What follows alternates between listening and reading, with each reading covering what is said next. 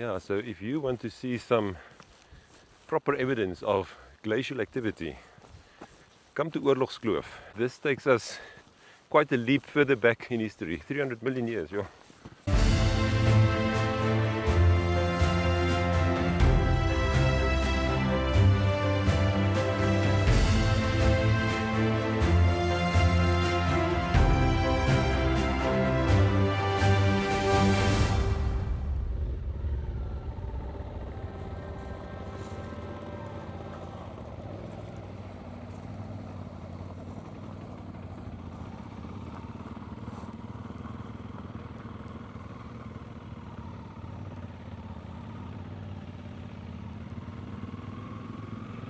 Good morning and welcome back to Werner's View.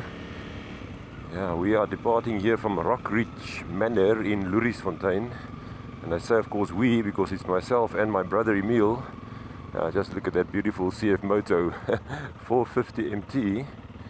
Yeah, we are finding ourselves here in Loeriesfontein on quite a wet morning. It's a bit of a chill in the air. It rained a bit during the night, but I think the rain may be something of the past. Maybe I'm speaking more in hope. Yeah, welcome back to the series, which I'm calling the Brothers series, because it's the first time ever I'm doing a trip or a series where I'm not riding solo, and I'm doing this with my twin brother Emil. And what a joy we've had over the last 2 days already, riding some of the most beautiful roads through the Tankwa Karoo, and now yesterday ending up here in Loeriesfontein. So if you've not seen how we ended up in Loeriesfontein, please have a look at the previous video.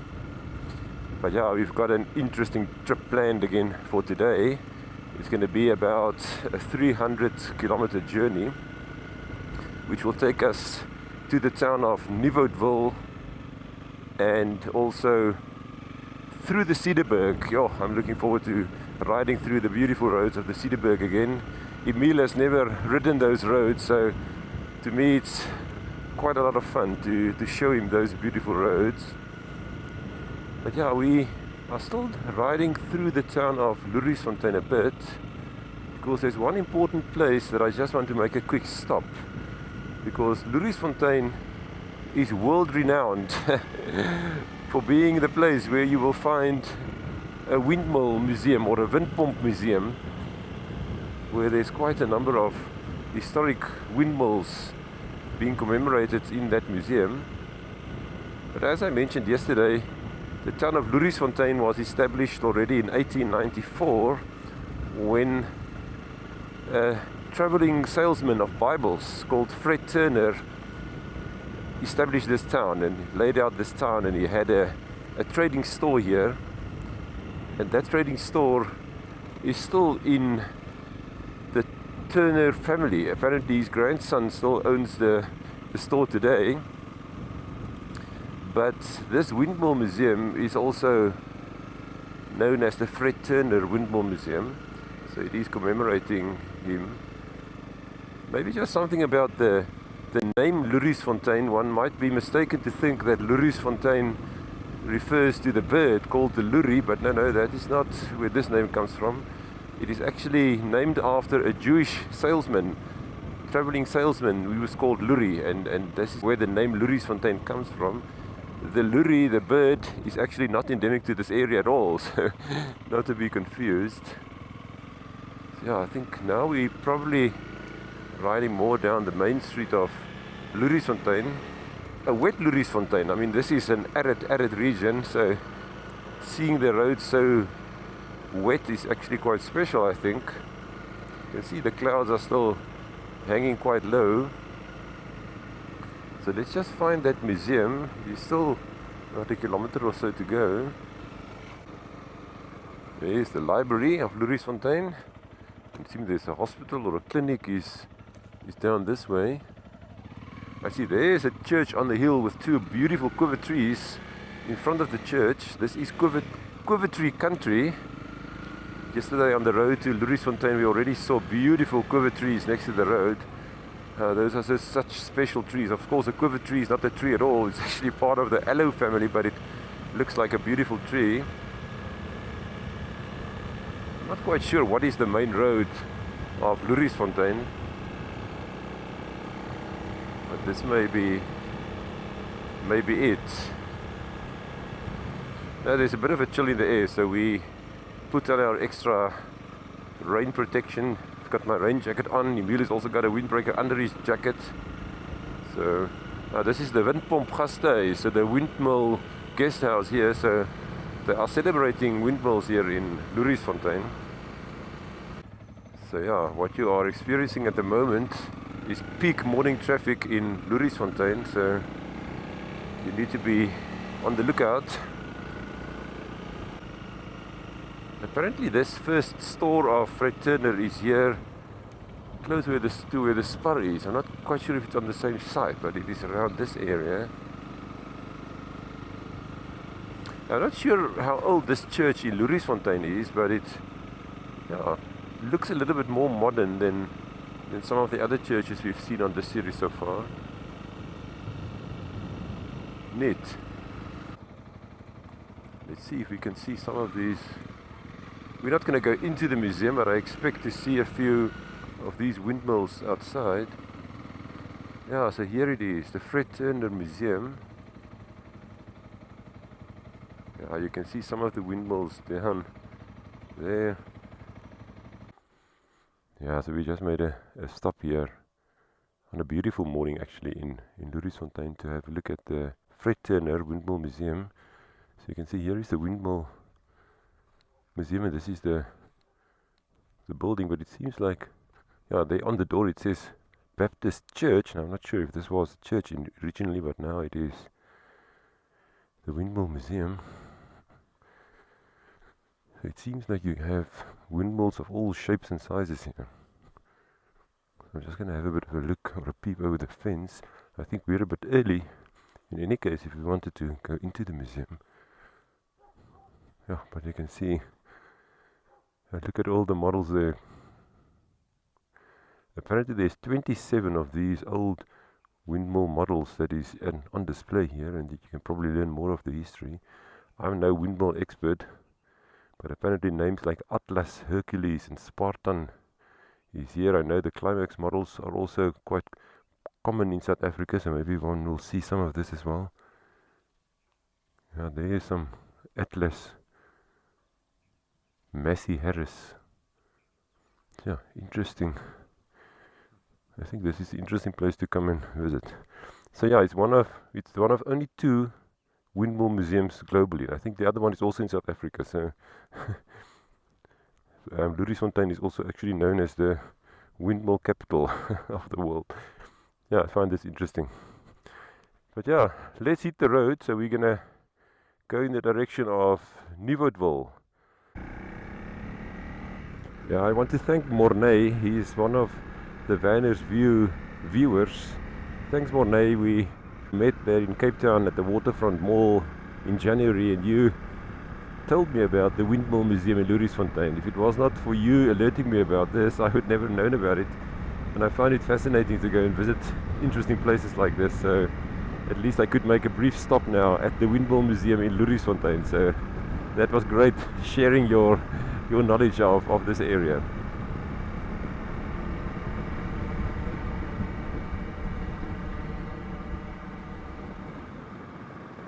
Yeah, we're descending here into a valley of arid landscape, but it is quite wet this morning.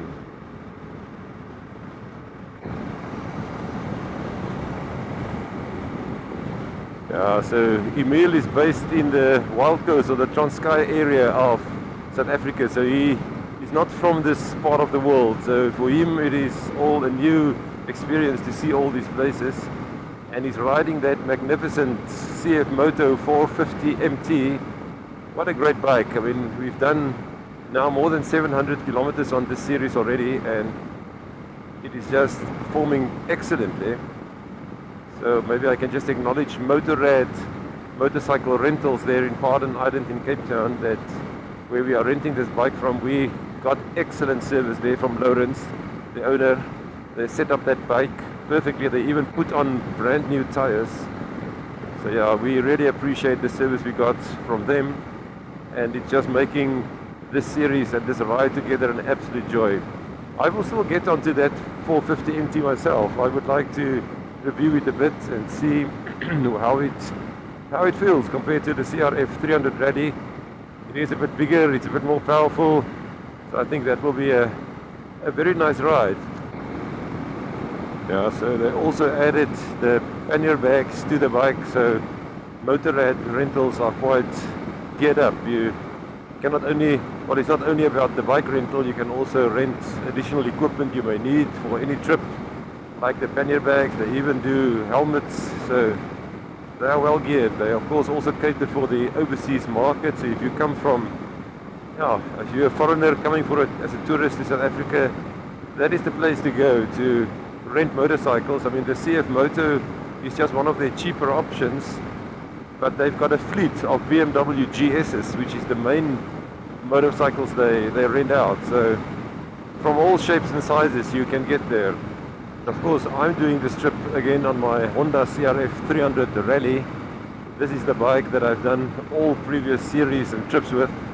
I just love this little bike. I feel it can take me anywhere, any roads, and we will certainly today still have quite a few challenging roads. But yeah, this bike is the bike that has taken me many places already. The previous series I did riding the big three, and of course those are the big three roads and road constructions that I think the master road builder Thomas Bain did. So that was the Swartberg Pass, with also the magnificent Botterkloof and the beautiful Prince Alfred's Pass. So go and have a look at it. That not only challenged me as a rider, but also proved to me that this bike can go anywhere.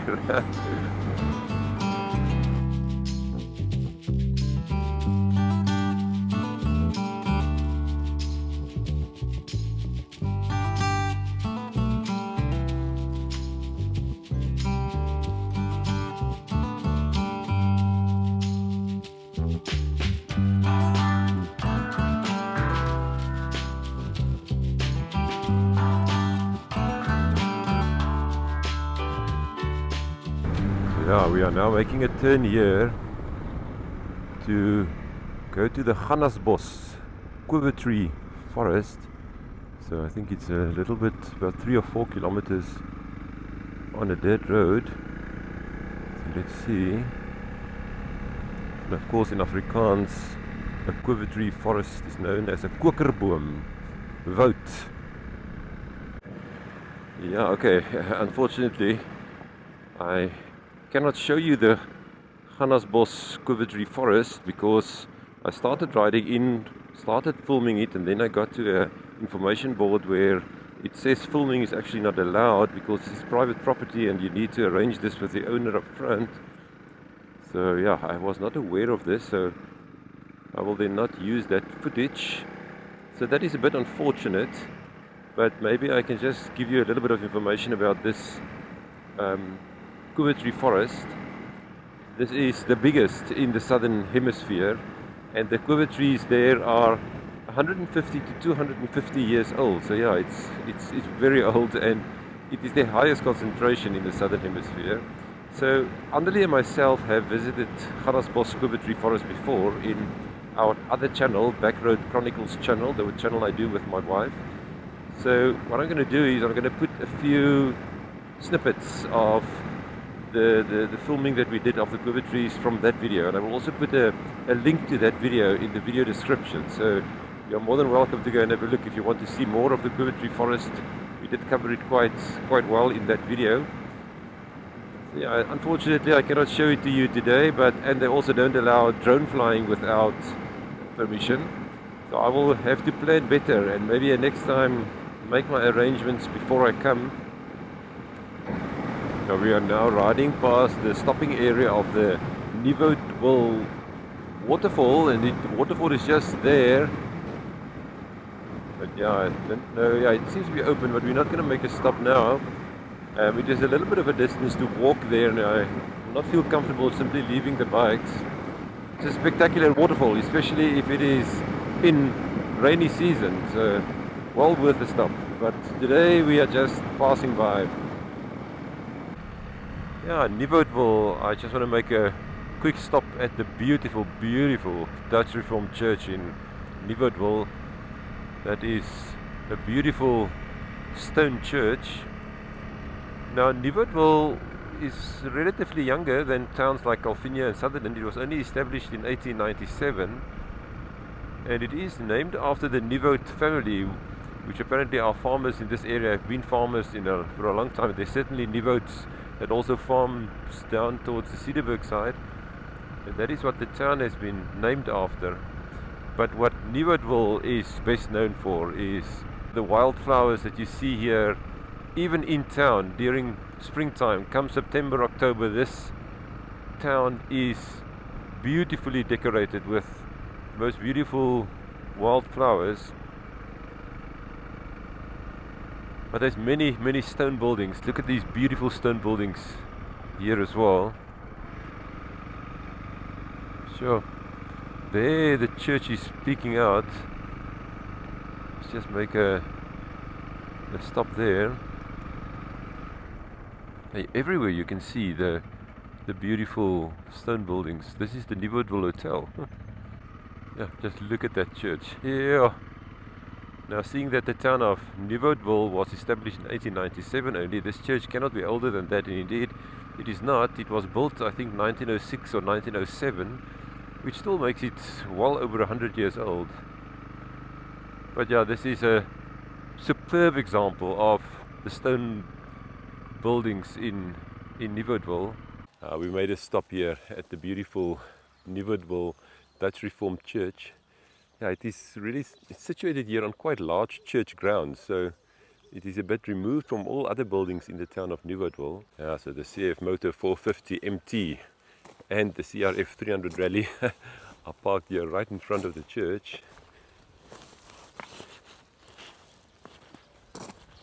As I said, I think built 1907. Yeah. Oh, here it says 3 February 1906, so that then probably confirms the date of this church. Oh, simply stunning.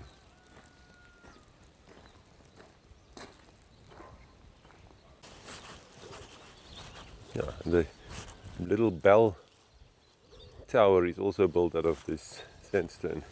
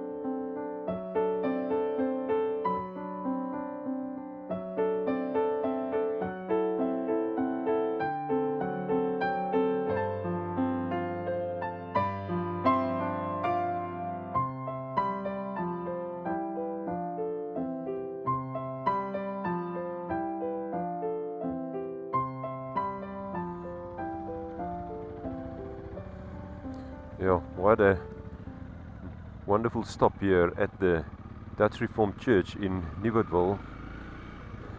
This is just a magnificent structure. So yeah, we are now just need to prepare a bit for the next bit of the trip. We need to fill up the bikes. We have not used that much fuel. My bike is now about half because we filled up in Calvinia yesterday. But if we don't fill up in Niewoudtville now, we might have a problem, because the next time we will be able to fill up is tomorrow sometime when we get to Clanwilliam. We will not pass any filling stations in the route that is being planned now into the Cedarburg wilderness.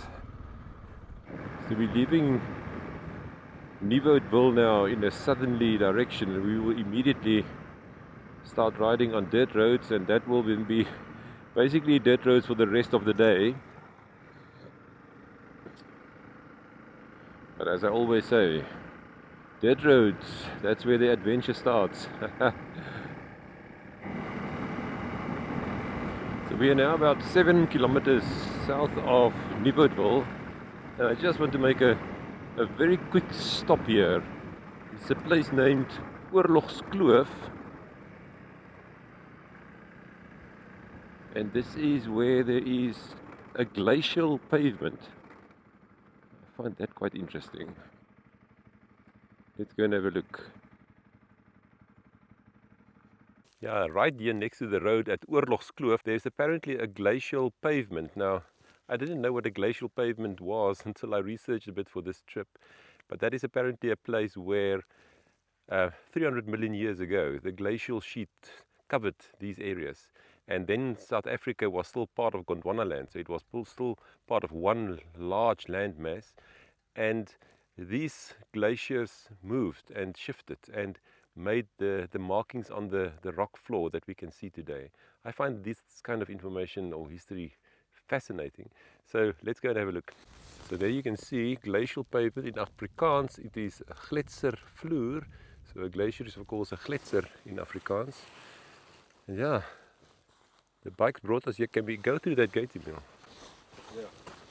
So let's just go and check it out. I think it's just down this little walkway. Thanks. So I suppose one needs to have some exposed rock sheets to be able to see this properly. You can see the slide marks on the rocks. You see it, Emil? Yeah. So there are slide marks or skid marks, or what do you call it? Even on these first ones that we just get to here. So that is, yeah, look at this rock. It's as if it's been carved out. And this is glacial activity. I mean, 300 million years ago. Kyk, jy sien hierdie skid marks hierso, né? Kyk, hier sien jy dit oral. The lines through the rocks. This is a very deep one here. How interesting. Look at the regular shape of this.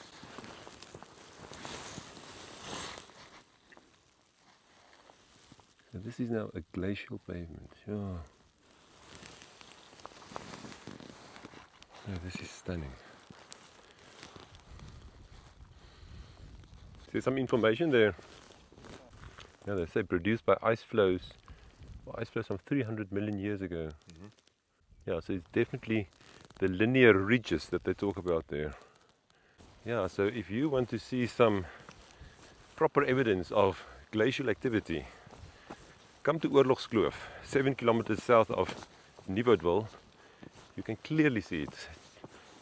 Less than 100 meters from the road, you just walk into this little walkway and you see it.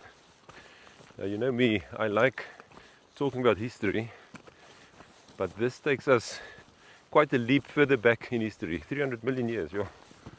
We want to link up with the Botterkloof pass. That is an interesting pass, and I will talk a bit more about it once we get there.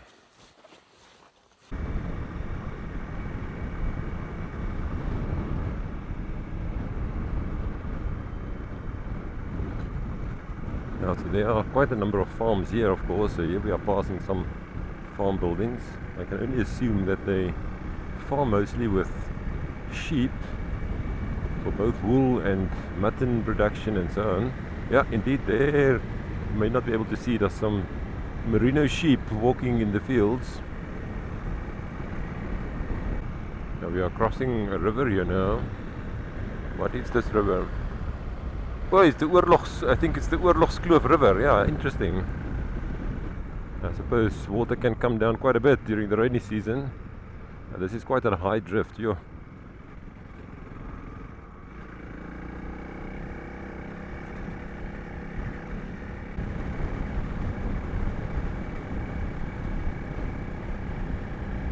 Loeriesfontein Padstal. Looks like very old. Oh, this is where you enter to go and look at the, I remember now, the wildflowers. If come flower season, this is the place to come. You will be guaranteed to see probably the most diverse spread of wildflowers during the flower season, September and October. Yeah, we are doing this trip now in mid-March. I think today is 20 March 2026. So we are at the beginning of autumn, so quite some time still to go to get to the flower season. Yeah, this CF Moto 450 MT.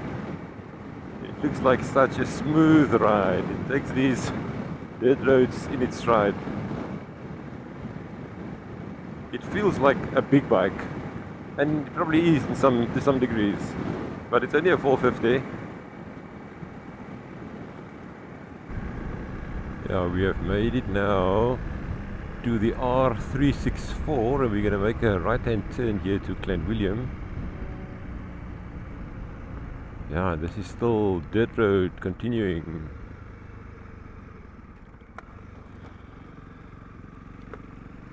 Let's go. It's another 12 kilometers to the Botterkloof Pass, so we should be descending very soon. Yeah, one can already start to see the Cederberg there on the other side, and we are now about to start the Botterkloof Pass. So the Botterkloof Pass simply now descends down this valley to bring us closer to the Cederberg. Yeah, it's quite a deep valley down here. Now you can see the incline, and yeah, maybe not in this camera, but there's beautiful stonework taking us down. So guess who built the Botterkloof Pass? I know you know, Thomas Bain. Who else?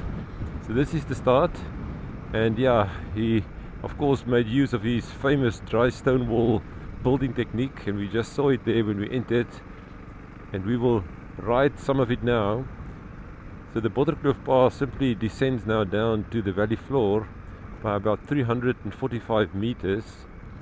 It doesn't have that steep an average gradient, but this part here in the beginning is particularly steep, and there are some sheer drops down here on the left. Yo. Thomas Bain built this pass in 1873 to 1876. So yeah, that was when he was probably in his prime of road building. Maybe a bit early. I mean, some of the big other passes he built was a bit later, like the Swartberg Pass, and even the Seven Passes Road, even the Baviaanskloof Road was a bit later in the 1880s. But yeah, this first part of the Botterkloof Pass is the steepest part. Then I think it just descends more and more gradual as we go further down. And yeah, Botterkloof refers to the botterboom. I'm not quite sure what a botterboom looks like, but that is Afrikaans for butter tree. And botterboom trees are apparently quite prevalent in this area. And the kloof in Afrikaans, of course, is like a ravine or like a deep valley. And this is certainly where this pass is taking us. Now, this is a beautiful ride. Yeah. Now, this must have been significant hard labor to carve this part out. And the Botterkloof Pass is significant because it provides a vital link between the towns of Calvinia and Clanwilliam. So this is what you connect basically with the Botterkloof Pass. And if you don't have this pass, you inevitably need to ride or drive longer distances. Isn't it great that it is still a dirt road like it was originally built? Yeah, so I think that road in front of all of this is Botterkloof Pass because it's 11.3 kilometers long. But as I said, it's just gradual decline now because we basically reached the valley floor already. Yeah, so there is some warnings of construction work on this road, and suddenly the road has become much smoother, so probably the construction work has already done something to make this road better here, because we had a bit of a bumpy ride there at the first part of the Botterkloof Pass. Yeah, so there is some construction activity, so I can see even a truck down there probably collecting some water. Quite a neat little bridge here. I'm not sure what river this is. I'd have to check. But yeah, let's make a stop here. That's quite a pleasant spot, I think.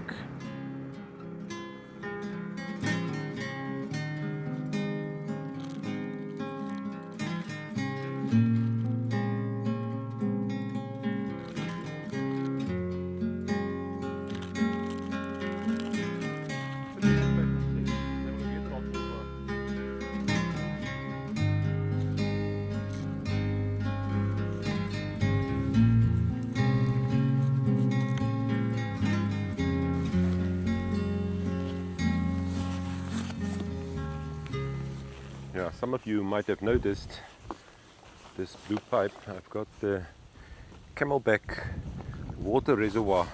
This really makes a big difference, because in the past I always had to stop and take out the water bottle, take off the helmet. This of course allows me to even drink in the ride or while I'm riding, but also if I just stop, I just pop this in my mouth and I have water. And so far it's been working like a charm.